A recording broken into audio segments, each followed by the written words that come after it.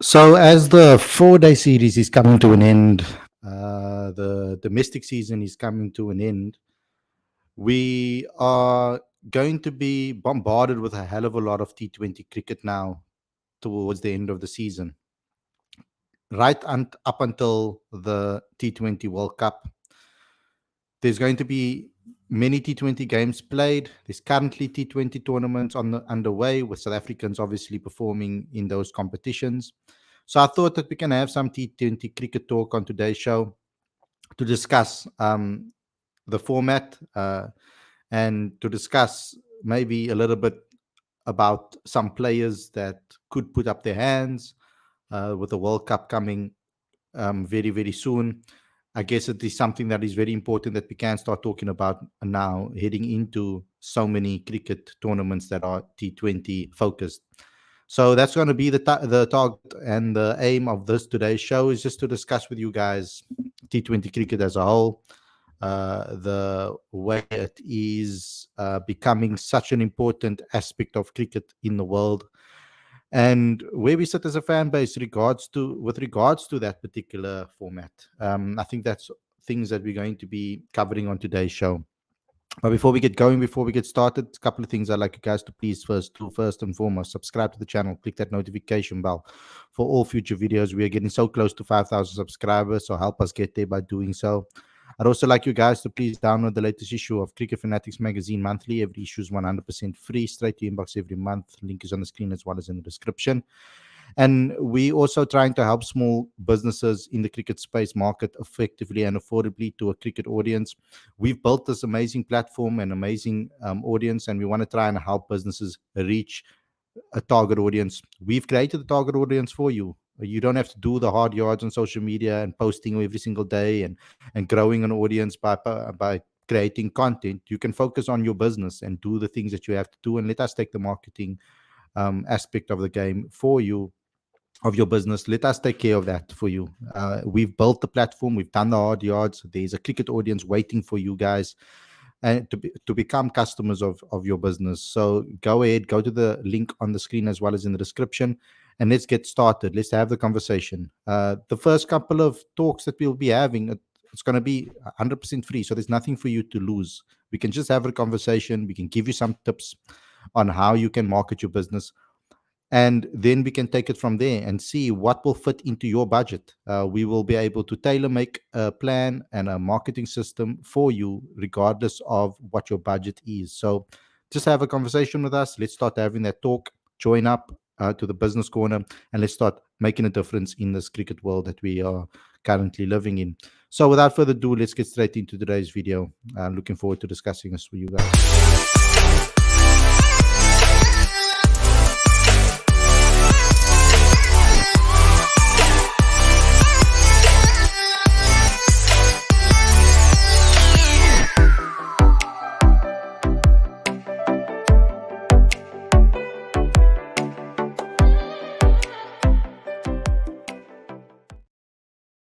A very good evening. Welcome to Cricket Fanatics magazine. This is your daily show. I'm your host, Khalid Mohideen.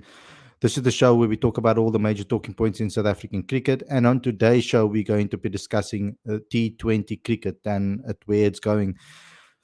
There's one thing that I want to get off my chest first and foremost, and that is T20 cricket, what it's doing to our domestic 4-day game.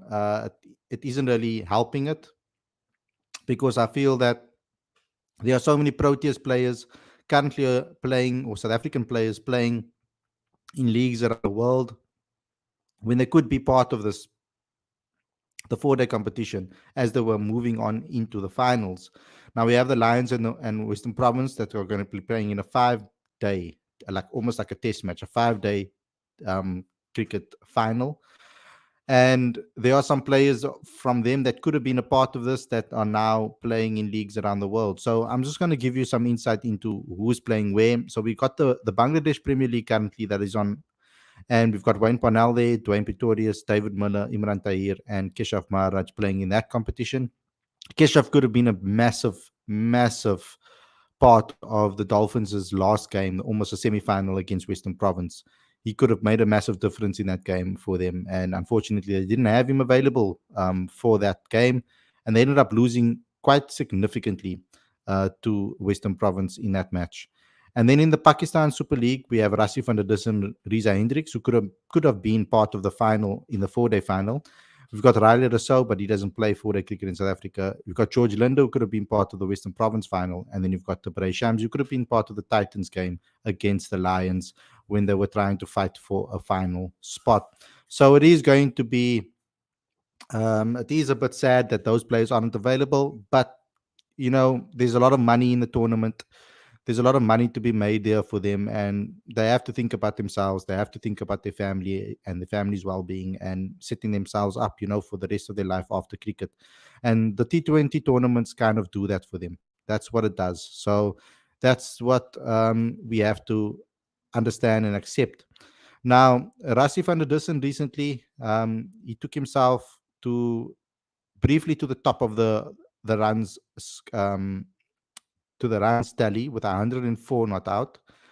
And he was the first player to hit 100 in the PSL in this tournament, but he's since been overtaken by Babar Azam, who hit 111 not out. But Rassie's had 250 so far and 100 in the PSL so far, really doing exceptionally well. And we've seen Riza Hendricks come back into form, hitting 350s for his team, 246 runs at an average of 61 and a strike rate of 135. What's very interesting about Rassie's performance is that his strike rate is also very high. He's hitting at 159.76. It's the most in the top. It's the highest strike rate in the top 10. No, in the top 9, I would say. Kieran Pollard has the highest strike rate in the top 10. But Rassie playing some of the best cricket of his life, as Lawrence says here in the live chat. Rassie with an absolutely crack at 100 yesterday. He's playing the best T20 cricket again. Rassie initially made his name in this format for both the Lions and the Josie Stars in the MSL, and that's spot on, and that's very true. And a lot of players are starting to make their names in T20 cricket. I mean, you could, to an extent, say Andrik Nokia and Gerald Coetzee, as well as bowlers, did the same thing in the MSL, made a name for themselves in that tournament. And since then, have had an amazing ODI career, Test career, and they're now playing all three formats. So the T20 tournaments can put your name on the map and get people to notice you. And that's a positive thing with regards to these T20 tournaments. So the others, though, I wouldn't say they really necessarily doing amazing things. The others that I mentioned, they're doing their jobs, I guess, at the different franchises that they're playing. But the two main guys overseas currently that are really standing out and performing is Rassie van der Dussen and Riza Hendricks. They are the two that are really putting up their hands. So it's going to be interesting to see what Coach Rob will do, whether he'll be looking at Rassie as an option. I gave my top 3 on the last show where I spoke about who I'd like to see. I think that Matthew Brzezinski and Ryan Rickleton's consistency throughout the SA20 has to mean that they put their names in the hat for potential call-ups to the T20 World Cup. And I would like to see a new person, a new fresh person, a new fresh name in that number 3 position. That would be great from my perspective when it comes to that T20 World Cup squad. So it's going to be interesting to see what happens with that T20 World Cup, and how we're going to approach it, and which squad we're going to pick, how we're going to go. It's going to be difficult as well because what is the conditions in America and what type of pitches they're going to be faced with or going to be receiving or going to play on. So some grounds or stadiums haven't even been created yet. I don't know if they're going to do like those drop down stadiums like they did in the Qatar World Cup, football World Cup. If America is going to try and do something like that or have drop in pitches, etc. But there are stadiums going to be built and it's going to be new, so we don't know what the conditions are going to be like and how they're going to play. Probably going to have to wait for some of the warm-up games to get an inkling or a feeling of what the pitches will be doing.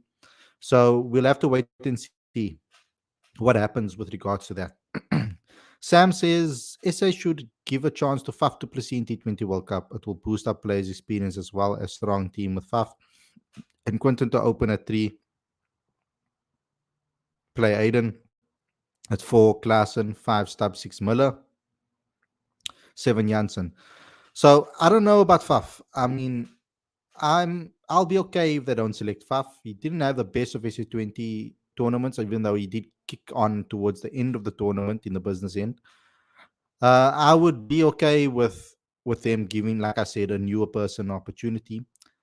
Tristan Stubbs needs to be thrown into the mix as well, though, with his form that he's in. He's been in excellent form in all formats. And I think that it's time that we also start investing into him as a player. I said that on a previous show that I feel that his game, when it comes to 360 game, I think his game is probably one of the most complete games in domestic cricket currently. If you look around the country, I think Tristan Stubbs has one of the most complete games when it comes to where he can score. He scores all around the ground, can play reverse sweeps, can play sweeps, pull shots, scoops, the lot. He can hit down straight down the ground, down corner.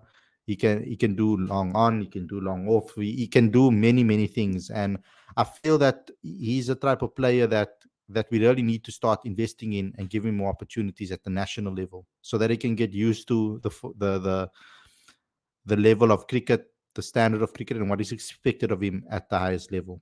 So I like that you threw Tristan Stubbs' name into the mix. LJ, the man, says, I think Pavuma shouldn't go to the T20 World Cup. I agree with you. I don't think T20 cricket is for Pavuma. I think he should focus on Test and ODI cricket. I think we have enough attacking batters available to us that have higher strike rates than Temba, that have more consistency than him. So I don't think it's necessary for us to pick him. I think we have enough players that can do damage with the bat when it comes to T20 cricket. A lot better players than Temba. Bubik says, I'm very excited for the CSA T20 challenge, at least as much as I was for SA20. It's going to be interesting because we're going to see a lot of the younger guys that maybe didn't get picked up in the SA20, that maybe didn't have a chance to play. We might get to see them get thrown into the mix. So it's going to be interesting to see. The tournament kicks off on the 8th of March, and it's going to run right through April till the 1st of April. So there's going to be games every second day or so throughout the tournament. So there's plenty of games on the trot for us to be able to see. Majority of the time, I'll probably be going to the ones in Cape Town. Some of the games in Paarl I probably won't be able to go to because they're on the same day as the game at Newlands. So that will be a little bit of an issue. There might be some games that I'll be able to go to with regards to the T20 challenge from a Boland perspective, but I'll be at majority of the Newlands games probably throughout this tournament. It's going to be also the Ramadan for me, so it's going to be quite tough. But I'll try my best to actually go to these games and try to watch as many as I possibly can live. Going to be interesting to see the attendance as well as at the stadium. Lawrence says Riza Hendricks also having a really good tournament with 350s in 5 games and sitting in nicely, batting at 3 for Malton. Riza's runs has also come in difficult, slow turning conditions, and he's generally been very good in those conditions. We saw what he did in India in T20 cricket. He had a very good tour there a while back. So I do think that Riza could also possibly be a number 3, and we have a new opener in Bretsky or Rickerton. That could also be an option for that. You want to see that right-left hand combination though. So Rickerton and the Cock might not be a good, but having Bretsky and the Cock could be something. They play together at Durban Super Giants, so they obviously got to know each other a lot better. Although they never got to really build a lot of partnerships because the Cock kept losing his wicket early and not he wasn't necessarily playing a very high standard or good standard of cricket. So it was tough for them to build a relationship there in the middle. But I'm sure that off the field, in the nets, etc., they would have learned a lot about each other's game. The IPL is also around the corner. So that's another tournament, obviously the biggest T20 tournament in the world. So there's going to be quite a few South Africans in the mix there as well. So for us to be able to keep an eye on. Burbick said, could we see any under 19 stars in the T20 challenge? That's very, very possible. A lot of the under 19 players got picked up in the SA20 and never got to play because of the under 19 World Cup. You've got Kwena Mapaka, you've got Steve Stolk. So we might get to see a lot of those guys get an opportunity now in this T20 challenge because they aren't.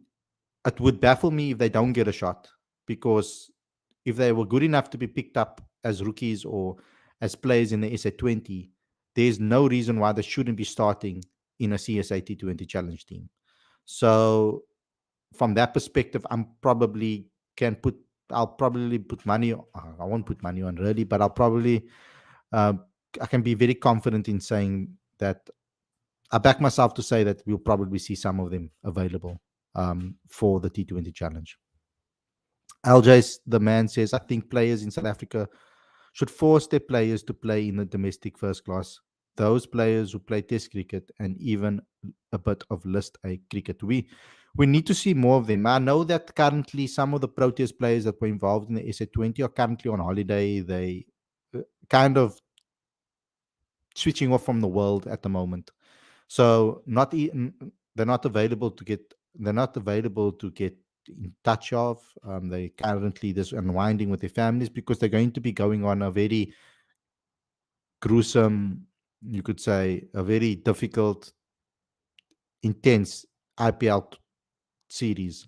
So a lot of these guys are taking breaks now, and they are going to be going to the IPL soon. So they are probably going to be taking time off to be with their family now and break away from cricket because they've been playing all year round. So it's going to be uh, a time of absence for them when it comes to being available for different things, even interviews. I think some of them have probably went to the bush or to places with no reception so that they can really, really switch off from the rest of the world. Burbick saying Rasi 2.0. Burbick also given his top three, Connie Riza Bretsky. Burbick says SA20 2024, Rasi striker 147, Bretsky 135. Lawrence Bailey says, depending on what will happen with Quinton Cock, there might be two spots available in the top three. For SA, with the likes of Crickleton, Bretsky, and Rassi all gunning for the spots. And that could be a possibility as well. We don't know what's going to happen with Quinton Cock or where he's sitting at currently with international cricket. I know that Coach Rob spoke to Quinny and asked him not to retire from T20 cricket. I think he was considering retiring from all formats of the game for South Africa. LJ, the man's endeavor. Brevis, Burbick's an overall T20 record for Riza, averages 31, strike rate 130. Rassi averages 34, strike rate 129. He's played a lot more games as well, Rassi, I think. Lawrence saying, will also be interesting to see if Quinton Cock will play in the CSA T20 challenge, because if he doesn't, it would say a lot as to where his head is at and if he's serious about going to the World Cup. So let's see.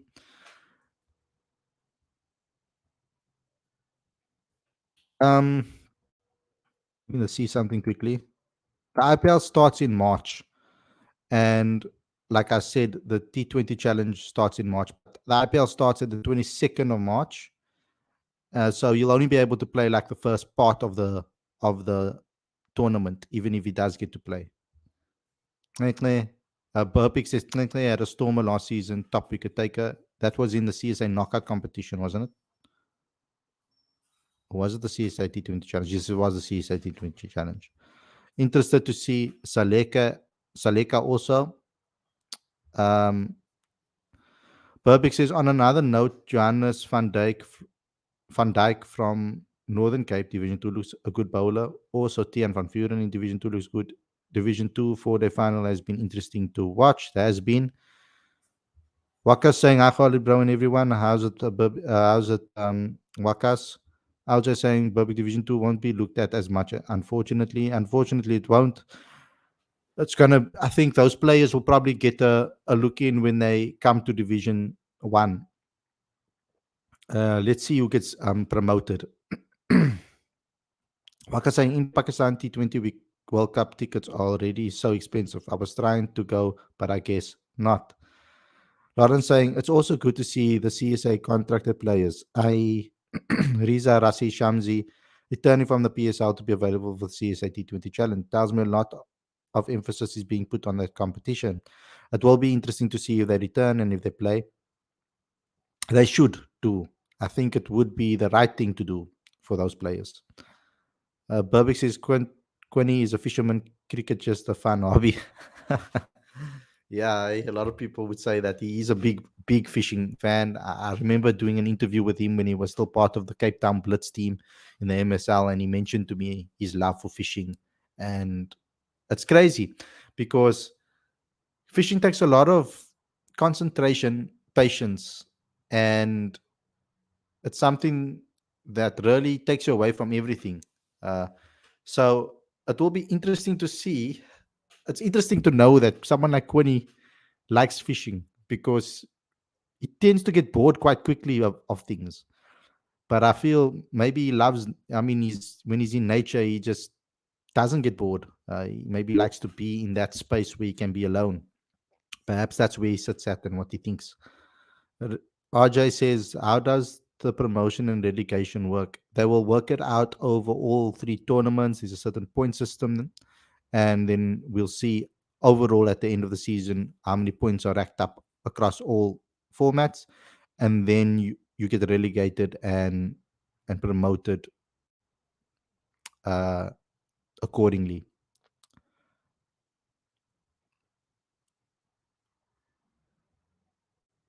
Um, Let me see if I can find something on it.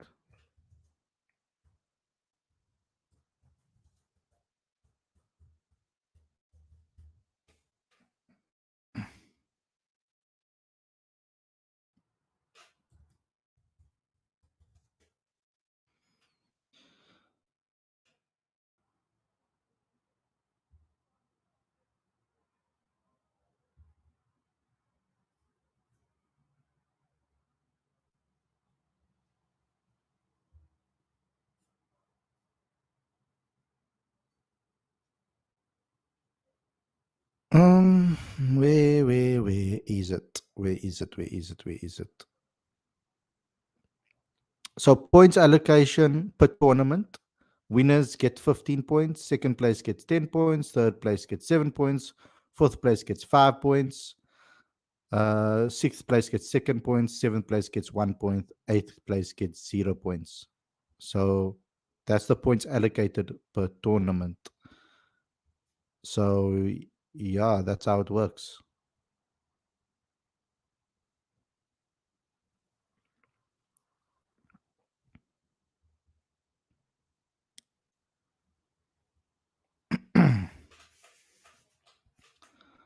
Where am I now? Lawrence saying excited for the 4-day final and good that Supersport will be covering it. Brilliant that Supersport will be covering it, and it's a 5-day match, so that's going to be excellent. Um, it's going to see. Let's see how these players can play over 5 days and what their strategies are going to be. Glenn Ray saying Muller will also play in CSA T20 Challenge. Leicestershire have a replacement overseas player for him in April. Burbick saying, Khalid, which SA under 19 players do you think are most ready to step up to senior cricket in T20? To step up and to play T20 cricket, I think Kwena Mapaka is probably ready to play.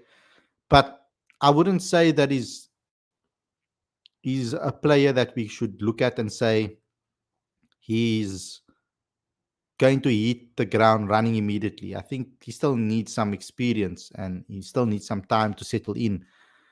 Before we start singing his praises, we have to see what he can do against men. He's only played now against under 19. Okay, yes, he's played some SA cricket and he did well. But we need to see how he can play against senior guys. The T20, SA20 would have been a time for them to see that. But I think that Kwena Papaka is one of them, definitely. And we could we have to wait and see how someone like Steve Stork can handle the pressure of senior cricket. how quickly players will work him out or not. Because bowlers are a lot smarter, a lot more accurate, a lot more consistent in men's cricket than they are in under 19 level cricket. They're also a lot quicker, and they also have a lot more skills. So they're going to be tested. It's going to be a trial and error type of thing. We're going to have to wait and see until the tournament kicks off. Burbick says also, how do we compare Rickleton, Brevers, and Brzezinski in T20? All upcoming top order players. Who is the best? So, difficult to say who is the best, but I think in that conversation, Rickleton is probably ahead of the other two. From a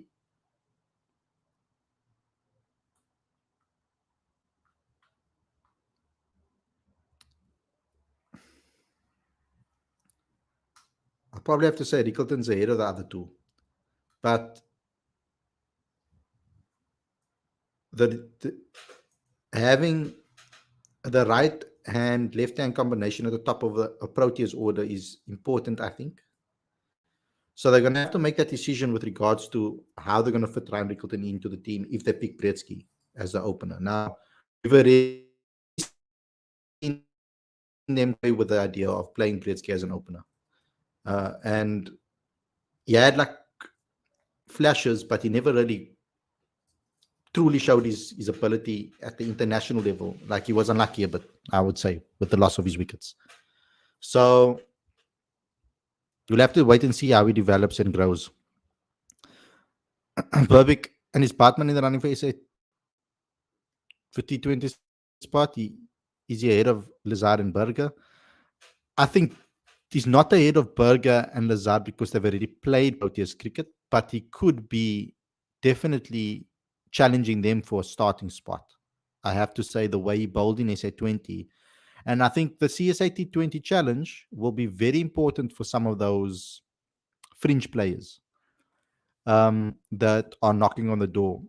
If they can perform in that tournament, back up the performances that they had in the SA20 with performances in the CSA T20 challenge, then I see it being very difficult to leave those players out of the T20 World Cup squad. Now, Otniel Bartman has proven now over a couple of seasons that he is a very deadly bowler, difficult bowler to play against.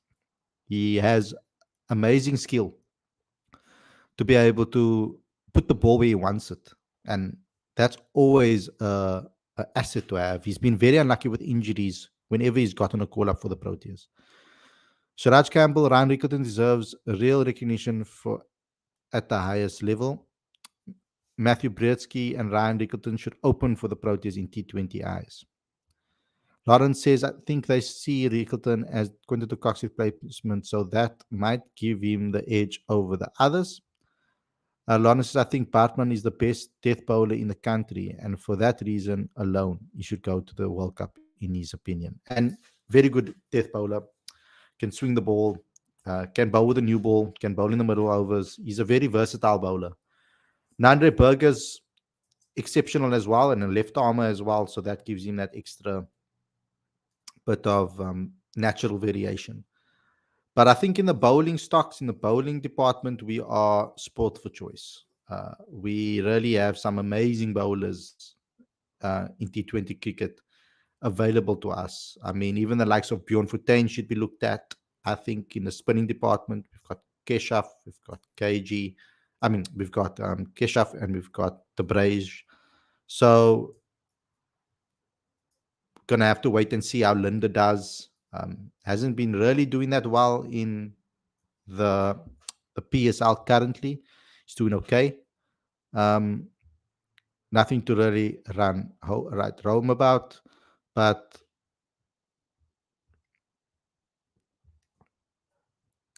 the T20 challenge will probably be another opportunity for him to show what he can do. In the SA20, he wasn't really at the top of his game either. He was good in certain games. He did play some match-winning performances, but it wasn't necessarily a massively stand-out competition for him. But I think another player that could possibly throw their name into the hat as a left field option, perhaps, maybe an out of the box option, is if someone like Thomas Carber can produce the same performances in the CSA T20 Challenge. Oh no, he won't play in the CSA T20 Challenge because he plays in the Division 2. So he'll be playing in the CSA Division 2 challenge. Uh, there's a knockout competition happening. So if he can perform there, that could give him an opportunity. Um, that won't really count for as much, unfortunately.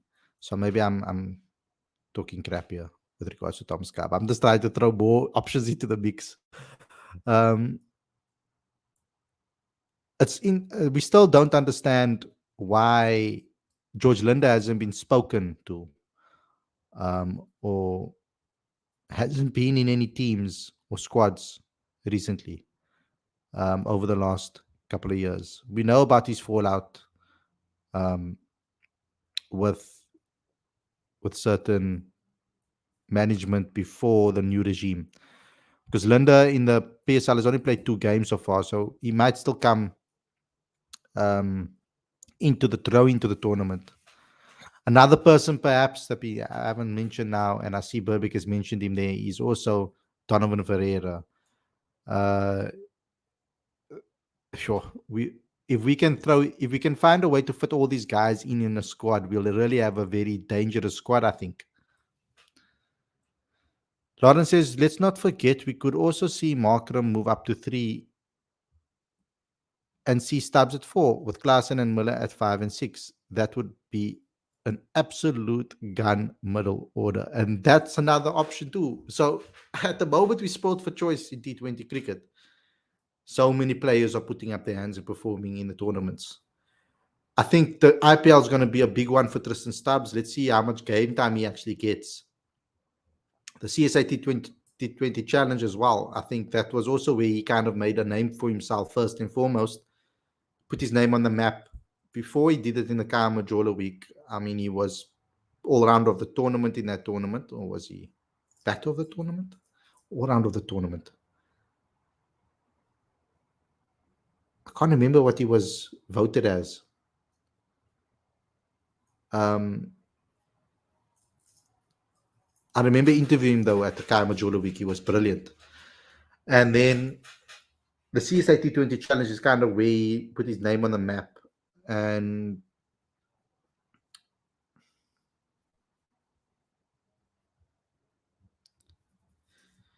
yeah, and he played some great winning knocks, match winning knocks.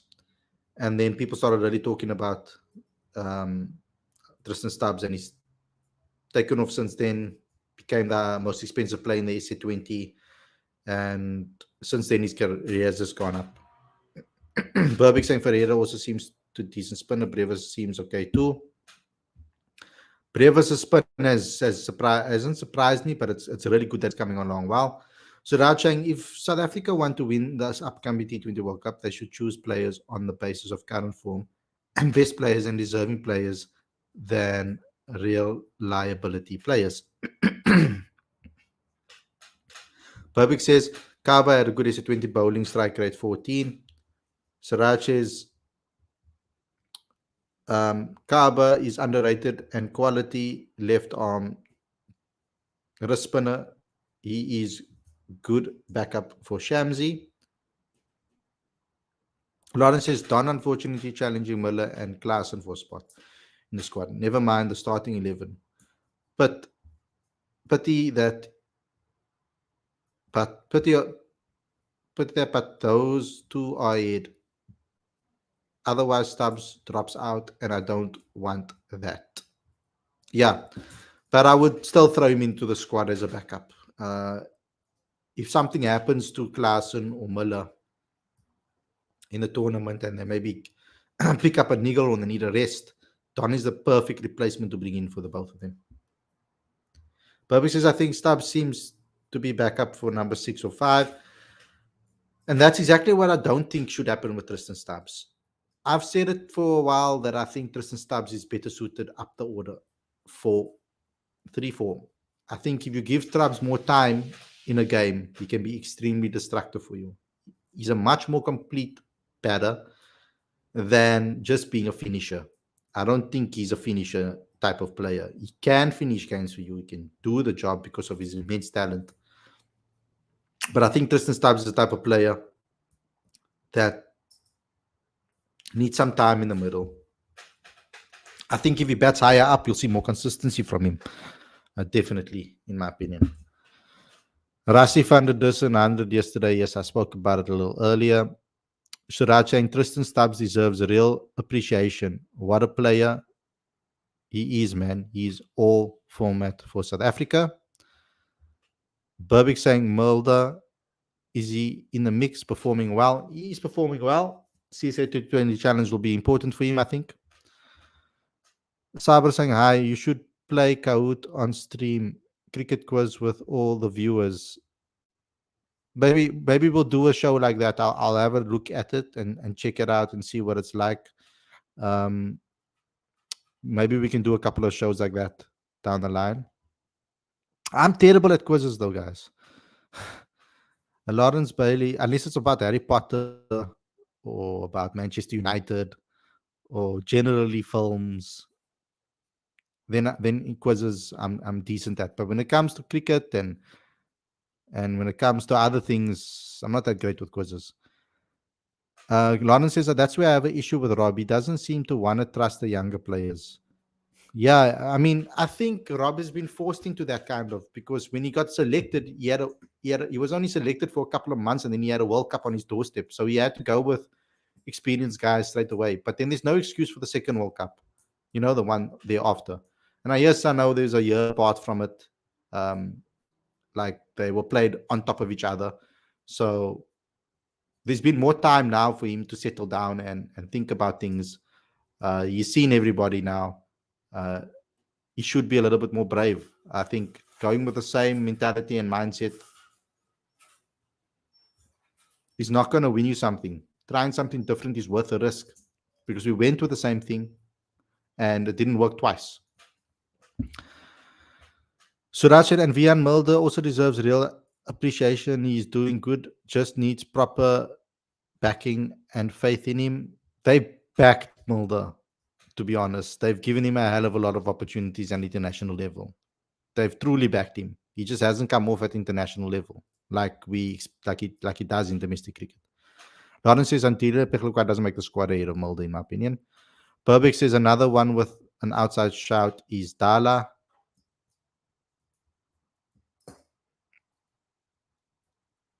Burbick says Andile seems to handle international stage better than Mulder, but Mulder seems to be progressing more. Mulder always looks like he's progressing in domestic cricket, but his SA20 performances this season is what gives me belief in his ability a lot more, because there was a lot of pressure on him, especially with the start that he had in the tournament and the way he completely turned that around. Babik says Vian is a top domestic player, just needs to take the next step. He's still young. Suraj and Patrick Kruger is also a really underrated, talented cricketer. He's very talented. We just would like to see more consistency from him. Can bowl, and really can bat, and hit the ball a long way. So let's see.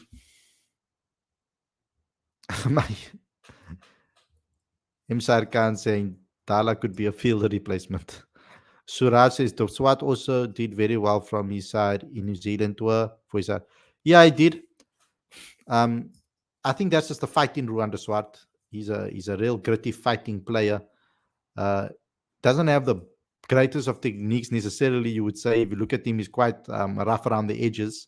But he did the job for South Africa in the in New Zealand. If you're going to pick him as an all-rounder, however, I do have a little bit of concern about his pace. I think if you're bowling 118 to the likes of Steve Smith and Joe Root and those guys and Kohli, they're going to punish you, I think. Lawrence saying Mulder has never really gotten a proper go at T20 level for SA. His debut was in T20 cricket, yeah. He hasn't really gotten a proper go in T20 cricket. you're right.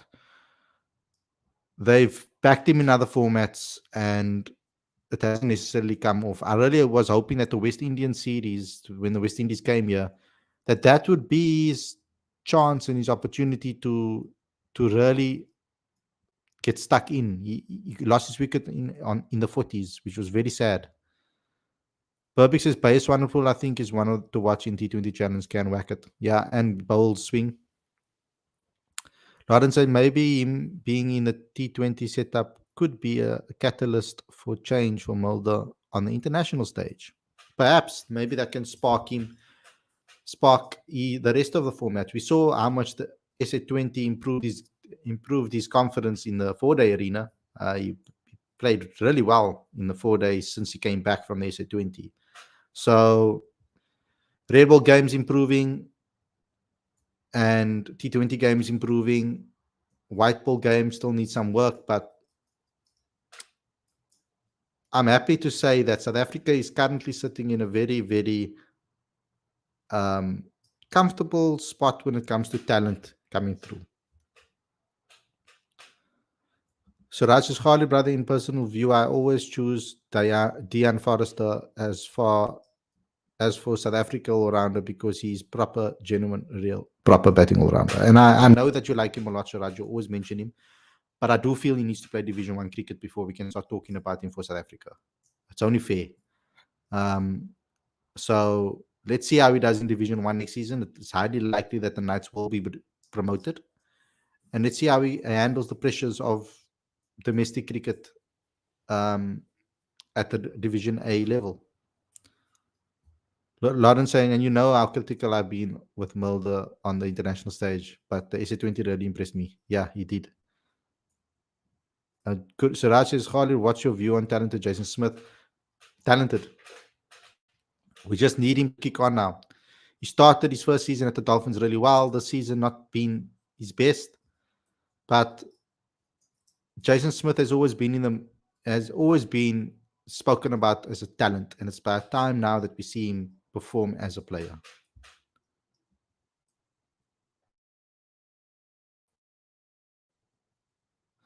Burbick saying, we've not mentioned Verena.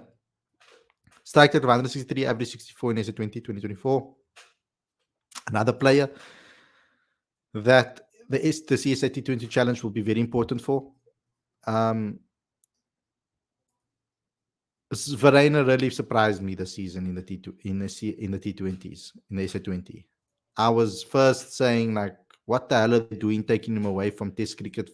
Why did they do that? Pretoria Capitals. I wanted to see him in New Zealand. And then he came out to bat and he performed extremely well. And I think he shocked quite a few people. I know that he can play T20 cricket. I've seen him do it. But I didn't think that he would perform the way he did in the SA20. He really surprised a lot of us, I feel. Sabikan saying sometimes players are just not meant for international cricket. Sometimes that is the case. Sometimes they can't take that step up. Kanye saying Bayer's top, we could take a back-to-back seasons. Siraj Campbell, Khalid, brother, South Africa is very lucky that they have a talented young upcoming players like Steve Stokes, Luandre Pretorius, Kwena Mapaka, Devon Murray, Tristan Lewis, Riley Norton. Fan of all the players that you mentioned there, but I would like to see what they can do in first-class cricket. First-class cricket is going, from watching them under 19 even, from watching them in an under 19 level, you can see that there's still a lot of work that needs to be done with those players' games. And I think that they need 4-day cricket, red ball cricket, to teach them those lessons, to complete their games. You can see what 4-day cricket has done for the likes of Matthew Brzezinski, Jordan Herman, Teva Brevis now, Tristan Stubbs. You can see what the red ball game has done for their careers and for their game as a whole. Burbick says, please can we talk about Yanaman Malam? What has happened? I have no clue. He has, I don't know what it is mentally or what he's going through, but it's been a very poor season for him again. He's really struggling to get his form that we saw a couple of years ago when he was at the Cobras. He's never been able to really replicate that at Boland. So I don't know what's going on with the player. It's really sad to see. Oops. Lawrence saying Carl can be a very good player in white ball cricket for SA. Already has a really good ODI record. Yep. He's just creeping through in that ODI team. Every time he gets an opportunity, he does something. Perfect says also Lasiba and Guepe, did he not hit 100 for SAA versus Zimbabwe a couple of years ago? And Guepe's having a very good season in 4-day cricket. Definitely. Khan is saying Yanaman needs to move away from Boland. Yeah, and where does he go to? Who's going to play him? Who's going to select him? Currently, his spot is kind of cupped at Western. If he goes to Western Province, his spot is occupied by a very talented batter in Daniel Smith, who I just watched score an amazing 100 against the Dolphins at Newlands in a must-win game. It's so unfortunate for the lad that he might not get selected in the final now.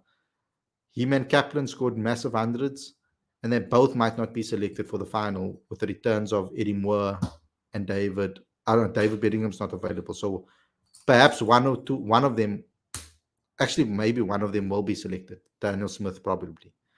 But it's going to be a bit unfortunate for them if they don't get selected after putting a performance like that. Lawrence says Malan gets starts but then goes out for the Rocks. Yanaman was ICC Emerging Player of the Year in 2021. Wishing him well. Malan won't go anywhere. He's the highest paid player at the Rocks. Yeah, it's tough. I don't know what is going on. I would like to actually talk to him and have a conversation to see where his head is at and how he's feeling and what's been going wrong for him. I have no clue what's been going on with him. I haven't actually spoken to him in ages. I haven't actually gone down to Boland to speak to him specifically. You know, I've watched games and stuff, but I never really got an opportunity to actually chat to the players. Cricket is a very tough sport. Very, very tough sport. Try and get him on, bro. Yeah, I'm gonna have a conversation with him and see if I can get him on the show. It's been difficult to track down players recently. They've been touring. A lot of the players are not at their homes. They're in other provinces that I wanted to speak to, and some of them are off the radar currently with regards to Proteas. So I've been asking, and not getting really any luck at the moment, because a lot of players are either taking a break or they are busy playing, or they were busy playing. So I'll see now who I can get a hold of. But anyway, guys, thanks a lot for tuning in. Thanks a lot for the entertaining conversation and keeping me company in the live chat. I really appreciate it. It really gets me through difficult times, and when I go through a difficult period or I'm having some issues or feeling down or feeling out or feeling sad, these shows really get me through that, and talking to you guys really gets me through that. So thanks a lot for being there for me. It hasn't been a very easy two months. So thanks a lot for being here and coming on the shows every day and keeping me company in the live chat. I do appreciate it. Please subscribe to the channel. Click that notification bell for all future videos as well. We are getting closer to the 5,000 subscriber mark, so it really, really would help. Thanks a lot for watching, everyone. I hope to see you again tomorrow. Let's see who I can get on a show. If I can get any interviews, let's see who gets back to me. Take care. Enjoy the rest of your evening. Peace out, everyone.